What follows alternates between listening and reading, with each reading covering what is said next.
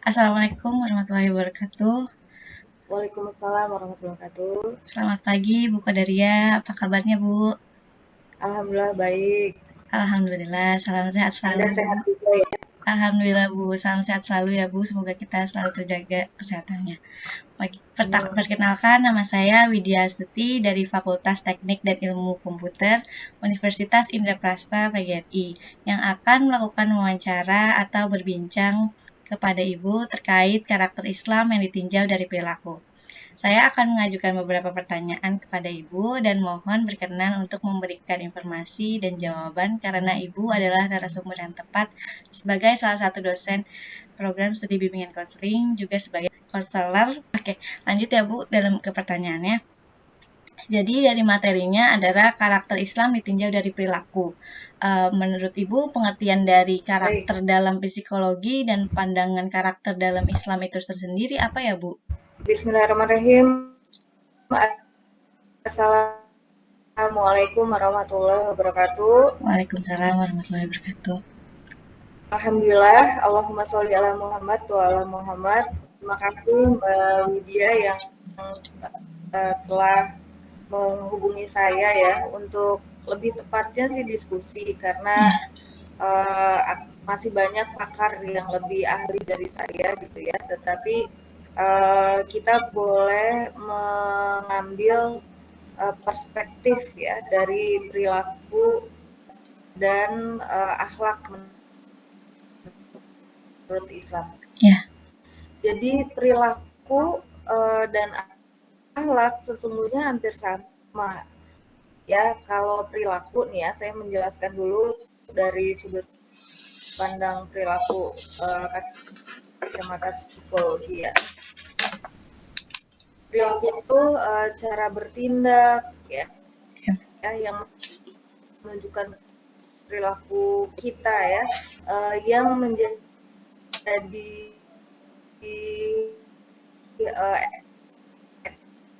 ekspresi atau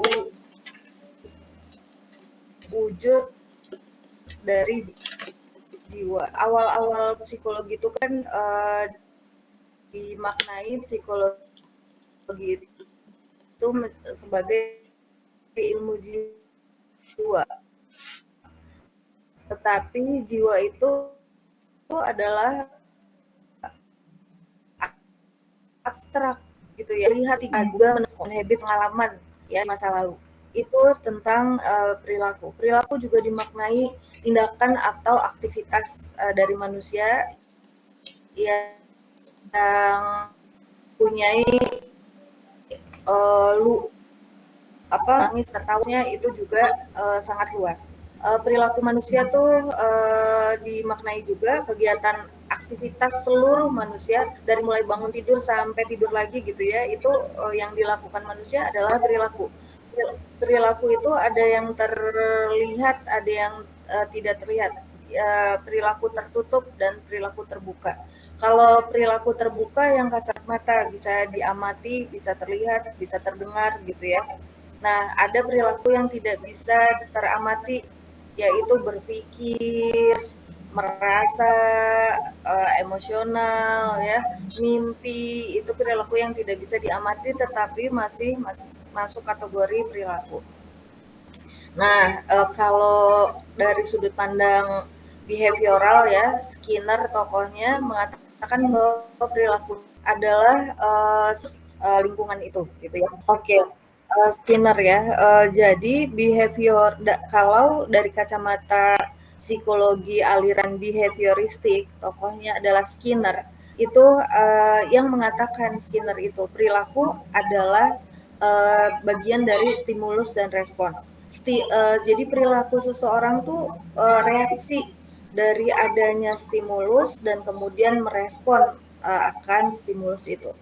Namun teori psikologi kekinian menambahkan ya, ada stimulus, ada respon, tapi di tengahnya ada peran dengan Skinner karena iya betul ada stimulus tentang perilaku. Nah, kalau tentang akhlak gimana Bu?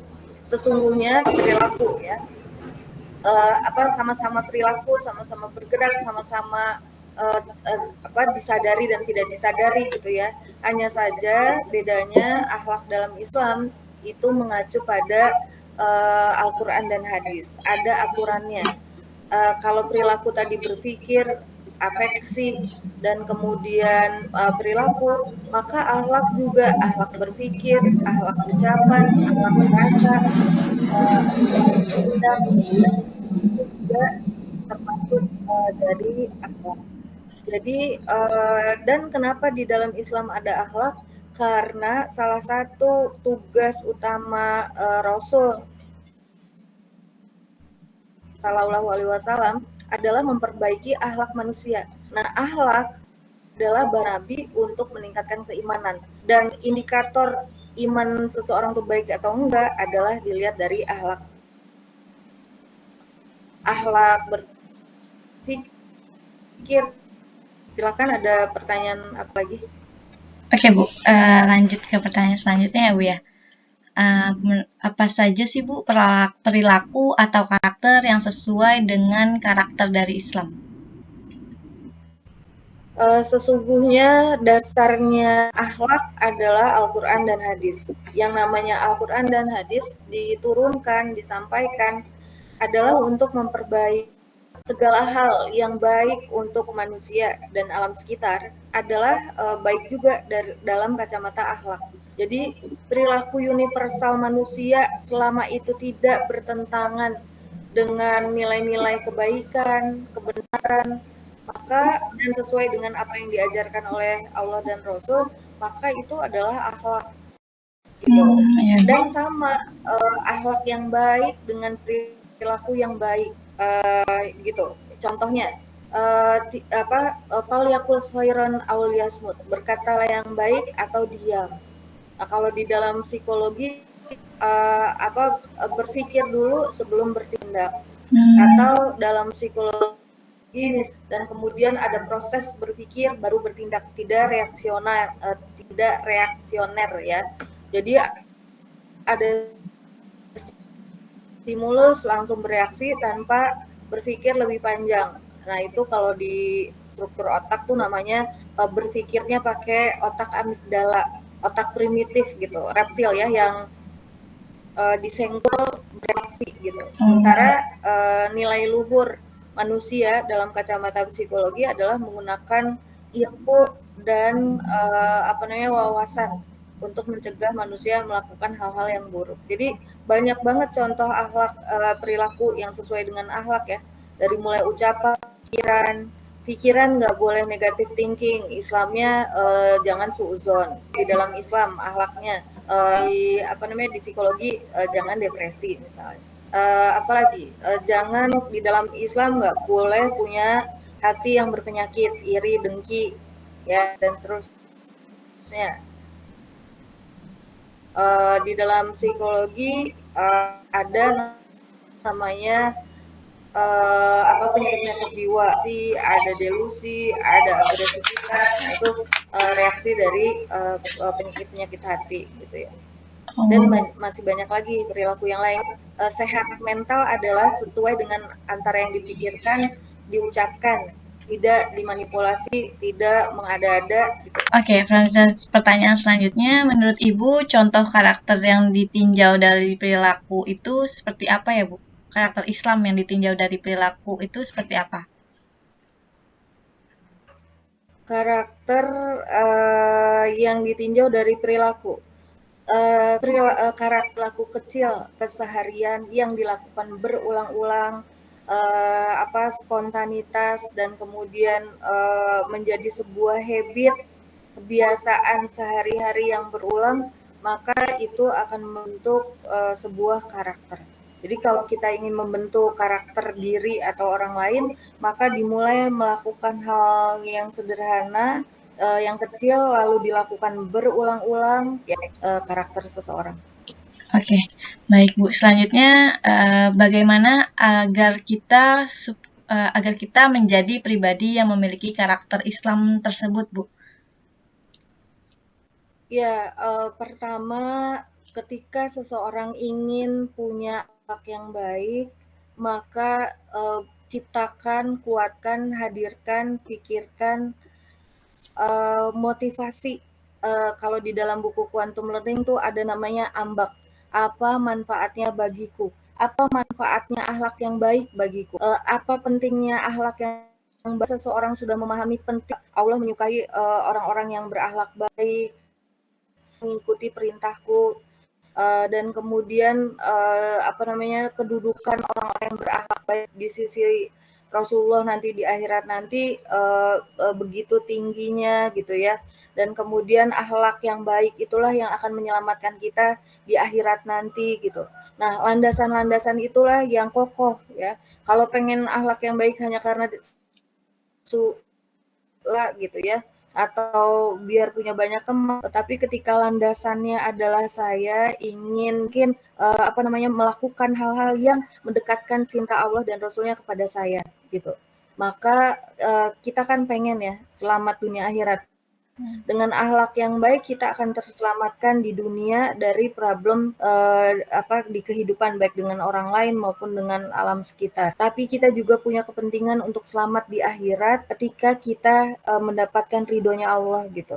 Sholat kita, ibadah-ibadah kita, puasa kita itu bisa defisit dikurangi dosa-dosa kita.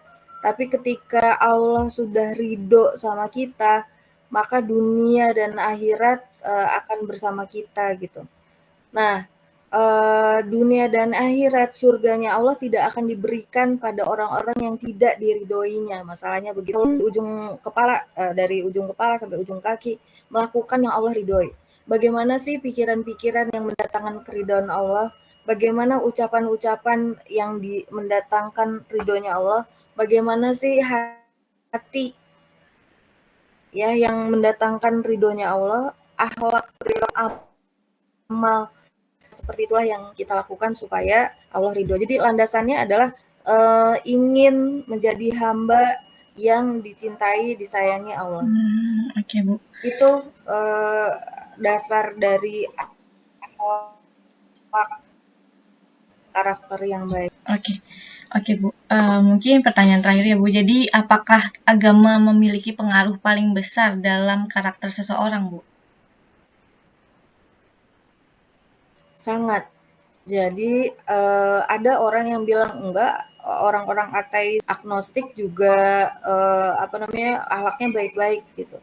Dia melakukannya karena Allah dan Rasul, maka baru akan dinilai, dihitung menjadi sebuah amal soleh, amal kebaikan. Tapi kalau dia melakukan kebaikan sebagai karena dia pengen baik, kaitannya apa Bu agama dengan karakter? Agamalah yang mengajarkan kita benar dan salah, boleh dan tidak boleh gitu, baik dan tidak baik. Patokannya apa? Sesuatu dikatakan ada film Zorro gitu. Dia mencuri untuk sedekah ya, atau dia ada kasus-kasus lain membunuh karena apa gitu. Nah, di dalam Islam kalau ukurnya baik gitu. Nah, ternyata di dalam agama niat saja tidak cukup, tapi harus dengan agama sangat amat erat. Karena agamalah yang akan memberi batasan agar baik mana akhlak Islami, mana akhlak yang mengundang ridhonya Allah gitu ya, atau sekedar baik aja menurut humanistik gitu. Kucing yang nurut itu instinktif baik. Jadi kalau pertanyaannya kaitannya erat nggak Bu akhlak dengan agama? Adalah nilai-nilai agama yang dianutnya ya di luar negeri misalnya minuman keras, berzina itu menjadi hal yang biasa gitu ya, bersalam sapa nggak penting bagi mereka karena memang mereka tidak diajar akhlak yang baik karena nilai-nilai agama yang terwujud dalam sebuah budaya lah yang mereka tahu umatnya itu ya. Ya, Bu. Oke, Bu. Ini makasih banyak banget, Bu, untuk Ibu Qadariyah yang sudah bersedia meluangkan waktunya dan menjadi narasumber untuk materi kelompok 5. Banyak sekali ilmu dan wawasan yang kita dapat dari kita pelajari juga sebagai menjadi pribadi yang berkarakter ya, Bu ya. Berkarakter dalam Islam juga gitu, Bu. Oke, Bu. Mungkin sekian dari saya, Bu. Terima kasih banyak atas waktunya. Mohon maaf juga, Bu, jika ada kesalahan atau kesalahan kata kurangnya saya. Terima kasih. Wassalamualaikum warahmatullahi wabarakatuh. Waalaikumsalam warahmatullahi wabarakatuh. Assalamualaikum warahmatullahi wabarakatuh. Saya Ahmad Fadlan Habibi. Saya dari perwakilan kelompok 5. Sekarang saya sudah bersama anggota Polwan dari Polres Jakarta Pusat dengan Ibu siapa? Ibu Noni. Dengan Ibu Noni. Ibu Noni sudah berapa tahun di dinas di kepolisian? Saya dinas di kepolisian kurang lebih sudah 8 tahun. 8 tahun. Untuk bagiannya itu sudah dinas di mana, di bagian mana aja? Selama saya berdinas di kepolisian, saya bertugas di unit PPA, Peringatan dari Pelayanan Perempuan dan Anak. Unit PPA itu menyangkut tentang kekerasan seksual? Iya, unit PPA itu menangani salah satunya kasus kekerasan seksual baik terhadap anak maupun terhadap perempuan. Nah, Ibu, kami dari kelompok 5 kebetulan mendapat materi tentang penanganan dan pencegahan kekerasan seksual nih, Bu. Saya boleh mengajukan beberapa pertanyaan? Boleh. Oh, boleh. Oke. Ibu sudah menangani kasus kekerasan seksual itu berapa banyak ya? Untuk kasusnya yang diterima laporannya di Polres Metro Jakarta Pusat khususnya itu di unit PPA, kalau kita hitung rata-rata sebulan aja itu khusus kasus kekerasan seksual baik terhadap anak maupun perempuan itu sudah ada mungkin sekitar 5-10 kasus dalam per bulannya. Oh, dalam per bulan. Itu rata-ratanya ya, bisa lebih ataupun kurang dari itu. Dalam setahun biasanya berapa banyak? Kalau dalam setahun ya bisa ini aja sih kita hitung kalau memang sebulannya 5-10 kali ya setahun bisa hitung kali 12 ya cukup banyak juga sih kasus. Lumayan banyak kasus kalau setahun itu. Kalau contoh atau jenis-jenis kekerasan seksual itu biasanya seperti apa sih, Bu? Untuk contoh dan jenis ya. Ya. Contohnya kekerasan seksual itu, jadi kekerasan seksual itu bisa terjadi pada anak maupun terhadap perempuan. Kalau memang terhadap anak, itu batas usianya itu 18 tahun ke bawah. Itu bisa disebut dengan anak. 12 tahun ke bawah. Ya, korban yang mengalami kekerasan seksual di bawah usia 18 tahun itu masih disebut dengan anak. Berarti kekerasan seksual terhadap anak. Sedangkan kekerasan seksual terhadap perempuan biasanya kita komunikasikan sebagai kekerasan yang terjadi pada perempuan dewasa yang usianya sudah bukan anak. Kita nanganin paling banyak itu kasus kekerasan seksual terhadap anak. Iya, kasus kekerasan seksual terhadap anak itu meliputi ada kekerasan persetubuhan terhadap anak, ada perbuatan cabul terhadap anak. Untuk kekerasan seksual itu dua pasal yang sering kita gunakan, persetubuhan terhadap anak dan perbuatan cabul terhadap anak. Di dua kekerasan seksual yang menyangkut anak biasanya laporan masalah kekerasan fisik terhadap anak. Kemudian kalau kekerasan seksual terhadap perempuan biasanya terjadi pada perempuan dewasa, misalkan contohnya itu seorang perempuan ini sekarang banyak ya kasus di Transjakarta di koridor Baswa itu di dalam bus itu terjadi kasus pelecehan dengan cara pelaku ini mengambil bambu perempuan, menggesek-gesekkan kemaluan si pelaku ke bokongnya perempuan. Itu banyak sekali kasus di Jakarta karena di unit PPA sendiri, PPA Polres Metro Jakarta Pusat itu cukup lumayan menerima contoh kasus seperti itu. Kalau terhadap perempuan dewasa yang paling sering di Baswa di Transjakarta, kemudian di tempat umum seperti JBO, jembatan penyeberangan. Seorang perempuan sendiri sedang jalan, pelaku dengan adanya kesempatan dengan situasi yang sedih, dia memegang payudaranya. Itu termasuk salah satu tindakan pidana kekerasan seksual terhadap perempuan. Gitu. Kemudian kalau kekerasan seksual terhadap anak, yang tadi saya katakan ada dua yang biasa dilaporkan, yaitu persetubuhan terhadap anak ataupun perbuatan cabul terhadap anak. Perbedaannya di sini, kalau memang persetubuhan terhadap anak sesuai dengan namanya, terjadinya persetubuhan terhadap si korban. Sedangkan perbuatan cabul terjadi itu ketika si pelaku kategorinya hanya memegang bagian sensitif dari si korban, payudara, kemampuan, itu termasuk perbuatan cabul, sudah masuk. Jadi kita bedakan perbuatan cabul terhadap anak dan persetubuhan. Pelaku itu alasannya melakukan tindakan tersebut itu alasannya apa sih? Alasan pelaku melakukan pidana kekerasan seksual terhadap anak maupun perempuan biasanya didasarkan nafsu.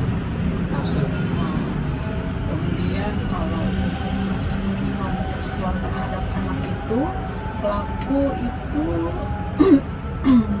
selain nafsu, dia juga suka dengan anak kecil.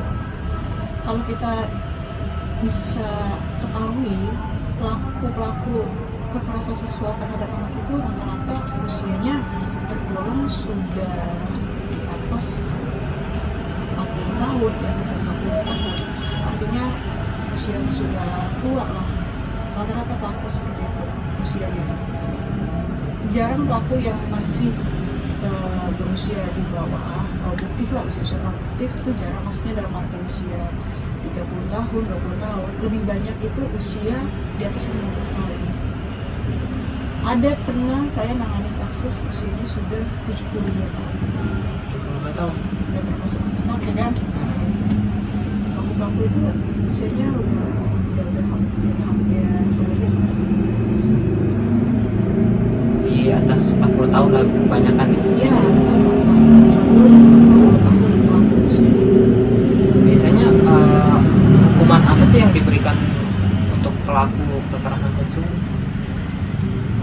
Hukuman yang diterapkan kepada pelaku itu, kita kan menggunakan undang-undang RI nomor 25 tahun 2014, itu undang-undang tentang perlindungan anak. Di dalam pasal itu, kasus-kasus seperti kekerasan seksual, contohnya persetubuhan terhadap anak itu, pelaku itu diancam dengan pidana paling sedang 5 tahun, pidana penjara, dan maksimal 15 tahun, disertai dengan dendanya pula. Untuk korban itu kan biasanya mereka ada dampaknya lah dari pelaku sudah melakukan tindakan tersebut. Ya, Biasanya dampaknya itu apa sih, dan cara menangani mungkin trauma ya, mungkin trauma dan menangani seperti apa sih?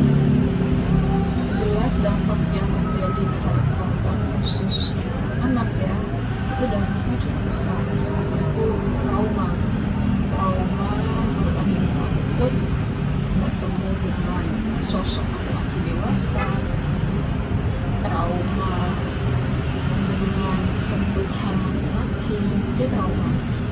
Biasanya kita untuk penanggulangannya, kita merujuk korban ini yang rata-rata masih usia anak itu ke P2TP2A. Jadi P2TP2A itu suatu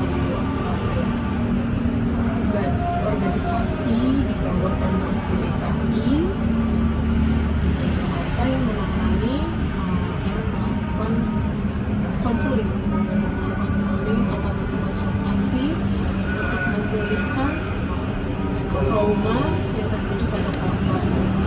Kita merujuk ke sana. Jadi kita kepolisian itu mempunyai beberapa organisasi yang tujuannya untuk merujuk korban-korban kekerasan seksual agar traumanya hilang, keadaannya pulih kembali. Jadi kita rujuk. unit PPA itu artinya kepolisian itu menangani suatu tindak pidananya, proses hukumnya untuk si pelaku, kemudian untuk si korban kita rujuk ke PDP2A ataupun LPSK, lembaga perlindungan saksi dan korban. Misalnya itu kalau di LPSK ada juga sarana untuk konseling pemulihan trauma yang dialami korban, bisa juga. Jadi instansi lain yang ikut peran juga dalam kasus-kasus Kerjasama. Jika terjadi kekerasan seksual di suatu tempat, itu biasanya masyarakat itu lapor ke kemana? Kalau memang terjadi kasus kekerasan seksual,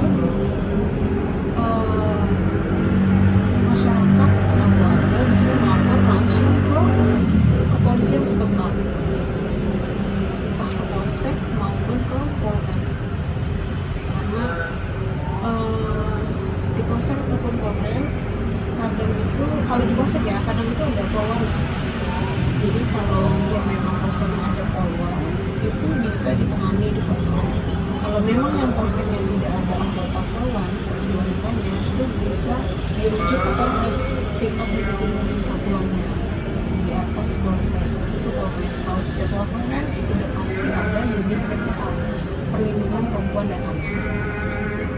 Jadi masyarakat itu lapor ke kami, nanti kita konsultasi permasalahan masalah yang terjadi terhadap korban, kemudian kita buatkan laporan polisi. Itu dasar kami untuk memprosesnya secara hukum. Mungkin itu saja sih Bu, tentang pertanyaan-pertanyaan dari kita. Terima kasih sudah menyempatkan waktunya untuk wawancara. Mungkin untuk yang terakhir ada pesan buat masyarakat? Pesan untuk masyarakat, untuk khususnya para orang tua yang mempunyai anak yang masih bilangnya butuh pengawasan, itu sangat ditekankan pengawasannya dengan cepat karena rata-rata pelaku kekerasan seksual terhadap anak itu ialah orang yang tidak jauh dari kita, orang terdekat. Itu bisa pelakunya kakeknya sendiri, bahkan bapak kandungnya pun pernah ada, ataupun omnya, pamannya. Rata-rata seperti itu, pelaku itu orang terdekat. Karena kadang orang tua itu lengah karena merasa, oh iya, yang sedang dekat dengan anak saya adalah saudara saya sendiri, famili saya sendiri. Jadi menganggap aman-aman saja. Sebenarnya tindak pidana kekerasan seksual itu kebanyakan dari orang tua. Jadi saran saya buat masyarakat, hati-hati, tetap dijaga anaknya, baik perempuan maupun laki-laki. Karena kekerasan seksual itu memang seringnya terhadap anak perempuan, tetapi banyak juga korbannya itu laki-laki. Laki-laki biasanya khususnya disuruh.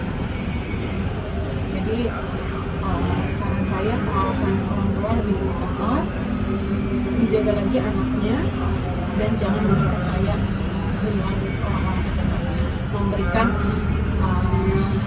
seutuhnya anak itu ke orang lain ataupun ke saudara sendiri pun jangan pernah dilepas.